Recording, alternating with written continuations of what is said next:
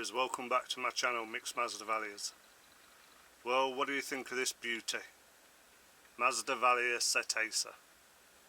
I'm going to do a bit of a spotlight on it this morning, so I thought I'd share this with you.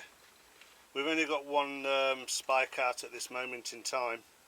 We've got a second one here and a third one here. A truly amazing Masdevallia, part of the Caudata sub-genus of Masdevallia.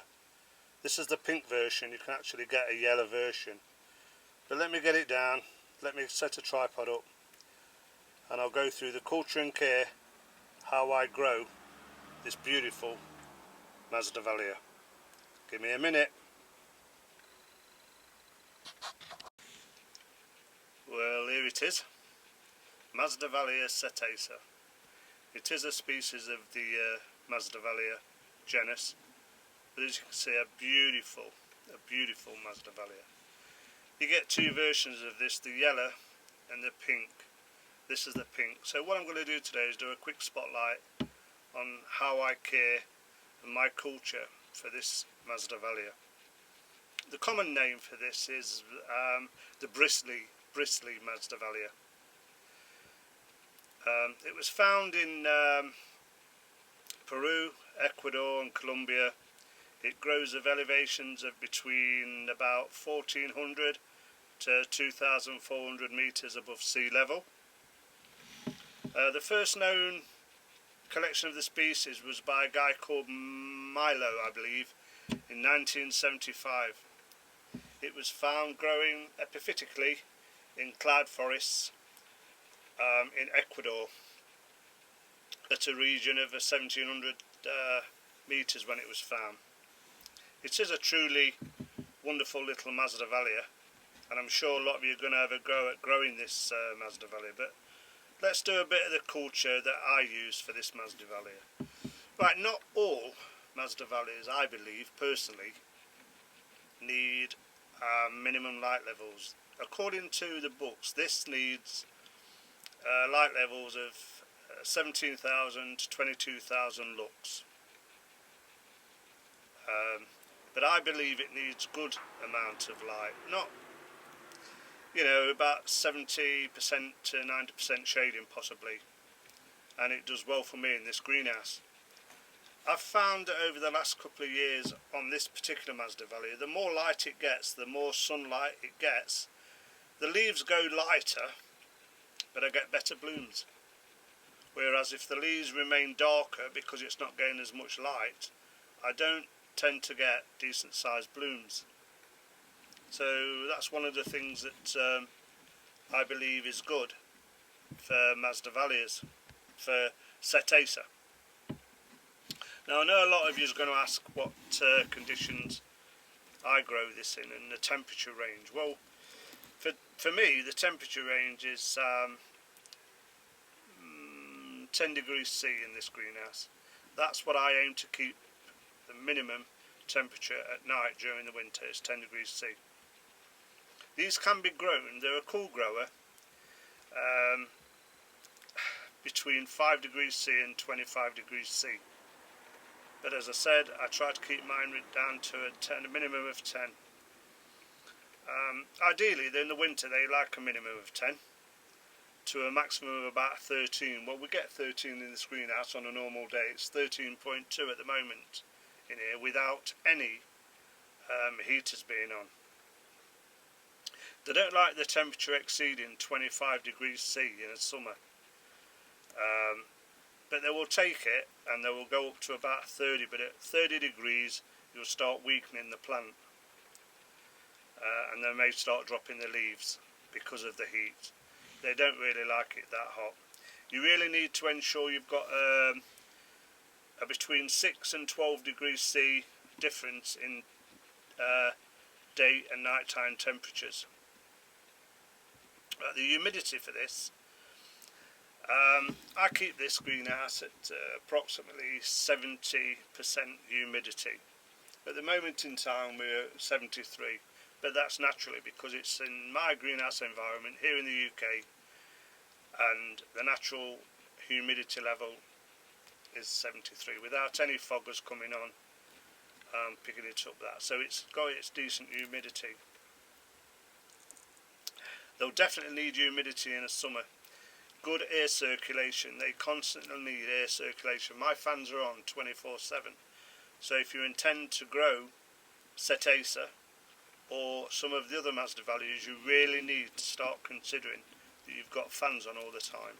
You don't want any stagnant air or water left on any of the leaves or on the plant. You need the air circulation to disencourage leaf spot. So any water dropping on the leaves, if it remains on there for an amount of time, can cause leaf spot, like a brown freckle on some of your leaves, and you don't want that. So ensure that you can have good airflow throughout the growing of Masdevallias. What am I growing this in? Same as normal. All my Masdevallias are in small bark, perlite, with a little bit of sphagnum moss chopped up. That's how I grow them all. You can see in there that this was recently repotted, so it's put out a bloom, which I grow these in 4-inch pots. It's a decent size miniature Masdevallia, don't forget, but it's in a 4-inch pot and it's doing quite well. The watering of this Masdevallia, it won't tolerate dry conditions, so it needs to be moist at all times. Now in the summer I probably water this every single day. In a winter, and at this moment in time in my greenhouse and how I keep it, I'm watering once a fortnight, so every 10 or 12 days I'm giving these Masdevallias some water. As you can see, we've got new growths going down. Well, you probably can't because I can't angle the camera, but we have got new growths coming up. I'm sure you can see a new growth in there, just here, it's coming up. Fertilizing it, I use orchid rain mix. You all know that. I water, every time I water I give this some fertilizer. I give it orchid rain mix to the recommended dose. I don't quarter strength anything on these Masdevallias. I grow what's recommended and they're doing quite well for me. The bloom size on this Masdevallia is about 10 to 13 centimetres in length. I'm sure you can see that without me blocking. You can see how big from the lower sepals to the top is amazing. So it's got the tails of both the dorsal and lateral sepals are very narrow, as you can see, and they're a greeny orange in colour. I repot all my Masdevallias now annually, every 12 months. So this one was recently repotted for this year. It won't get done again now till next January 2021. I use 4-inch pots, like I've said a minute ago. Dividing this Masdevallia can be divided when you get a decent sized plant. You can take off divisions, repot them on, and you can have more divisions of Setacea.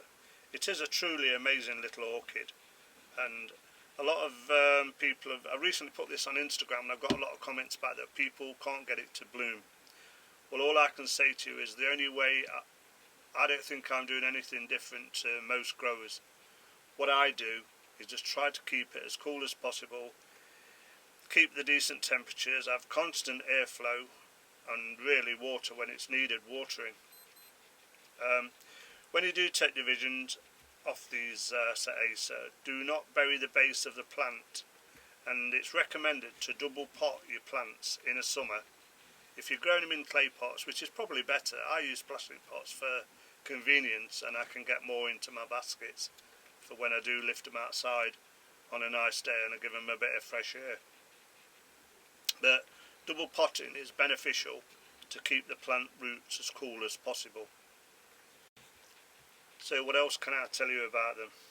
Right, their roots are small and many will fill pots very quickly when growing. So I hope you've enjoyed this quick update on Masdevallia Setacea. I said I'd do a spotlight on all my mazzies as they come into bloom. But once again, thanks all for spending the time watching, and I hope you all have a cracking season this year growing Masdevallias, and I'll see you along the way. Bye for now. Thank you.